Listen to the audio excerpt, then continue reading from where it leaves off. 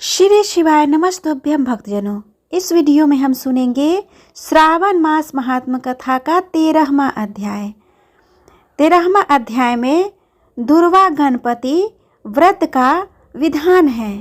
तो भक्तजनों, आप लोगों से अनुरोध है कि इस कथा को ध्यान से सुने। इसके पहले आपने 12वां अध्याय सुना था, उसमें जो हमें प्यार दिया इसके लिए आप सभी का दिल से धन्यवाद। तो आगे सुनते हैं। सनत कुमार बोले, हे भगवान,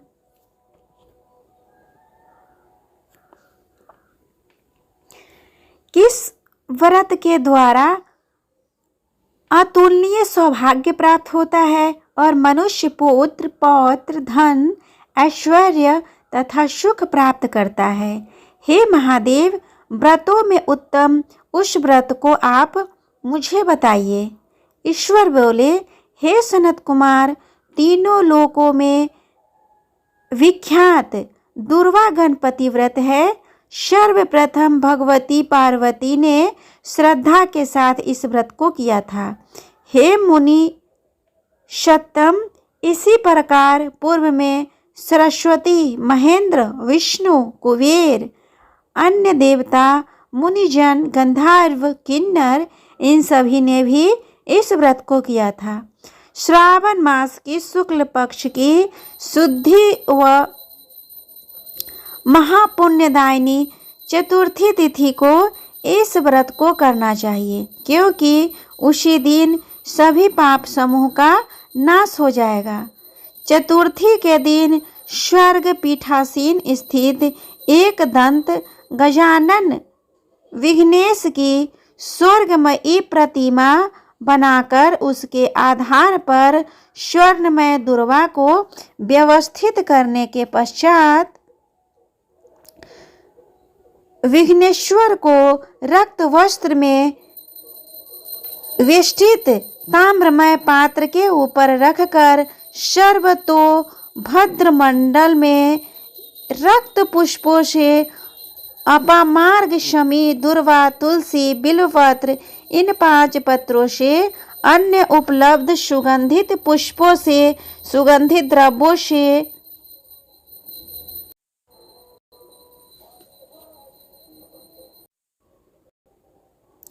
फलों से तथा मोदकों से उनकी पूजा करनी चाहिए और उनके बाद उन्हें उपहार अर्पित करना चाहिए। इस प्रकार अनेक उपचारों से भी गिरिजापुत्र विघ्नेश की पूजा करनी चाहिए। इस प्रकार कहे, स्वर्ण निर्मित इस प्रतिमा में मैं विघ्नेश का आवाहन करती हूँ। कृपा निधि पधारे। इस स्वर्णमय सर्वोत्तम रत्न जटिल सिंहासन को मैंने आसन के लिए प्रदान किया है, इसीलिए विश्व के स्वामी इसे स्वीकार करे। हे उमासुख, आपको नमस्कार है।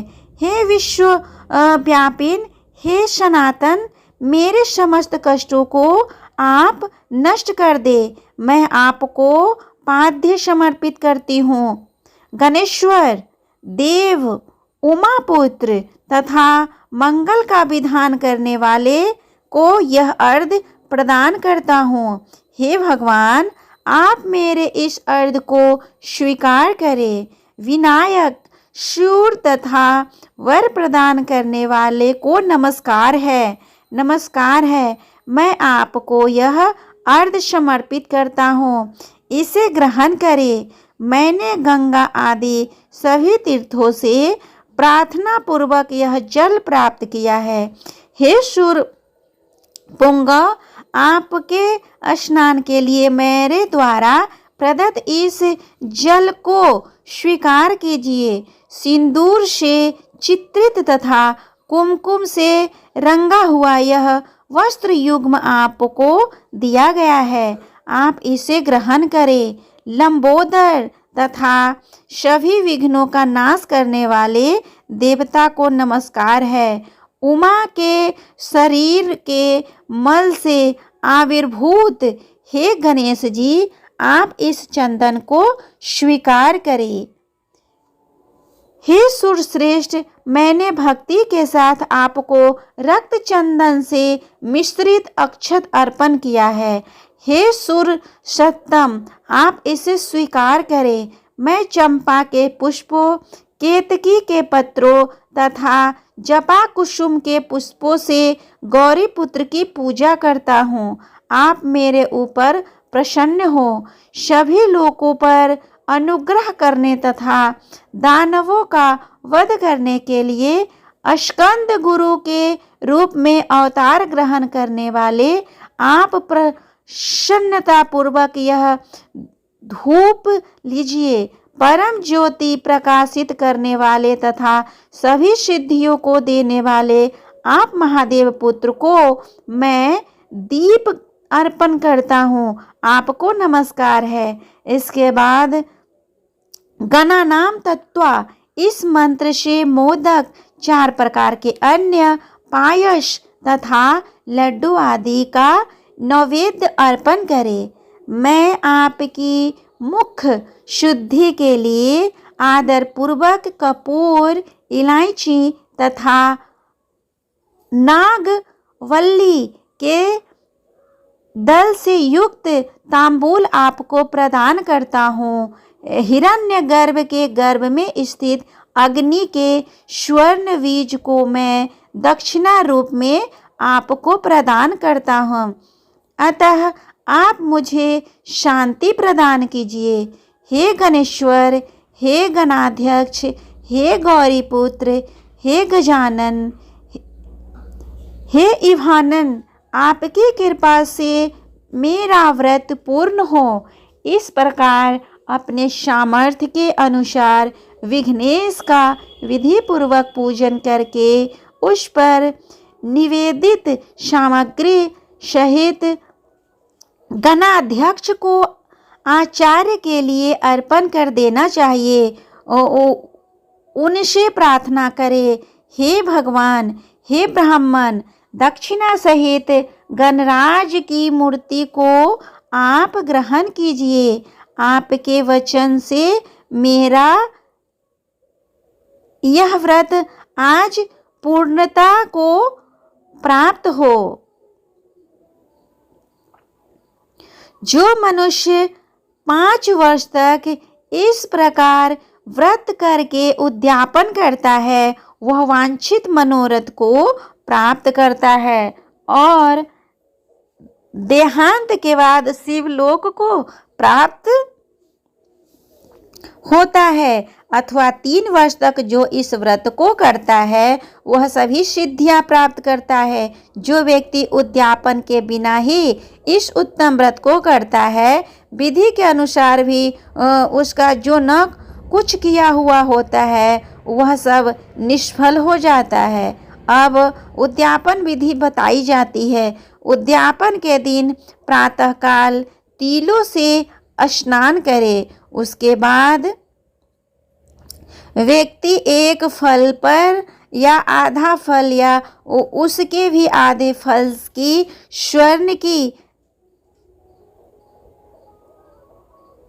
गणपति की प्रतिमा बनाकर पंचगव्य से स्नान करा कर भक्ति या श्रद्धा के साथ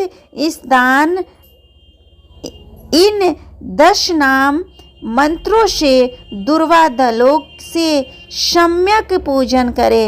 हे गणाधीश, हे उमापुत्र, हे अघनाशन, हे विनाशक, हे ईशपुत्र, हे सर्वसिद्धि प्रदायक, हे एकदंत, हे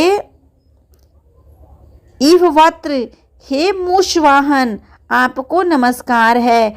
आप कुमार गुरु को नमस्कार है। इन नाम पदों से पृथक पृथक पूजन करें। पहले दिन अधिवासन करके प्रातःकाल ग्रह होम करके दुर्वा दलों तथा मोदकों से होम करना चाहिए। इसके बाद पूर्णाहुति देकर आचार्य आदि का विधिवत पूजन करना चाहिए और घट तुल्य धनों वाली गाय का दान अपनी सामर्थ्य के अनुसार करना चाहिए। हे वत्स, इस प्रकार व्रत करने पर मनुष्य सभी मनोरथों को प्राप्त कर लेता है। हे सनत कुमार, अपने प्रिय पुत्र गणेश के व्रत करने से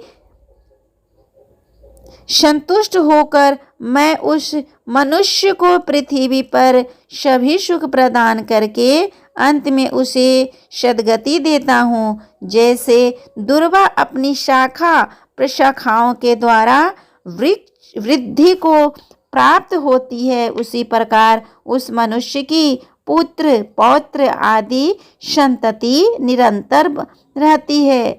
हे सनत कुमार, मैंने दुर्वा गणपति का यह अत्यंत गोपनीय व्रत कहा है।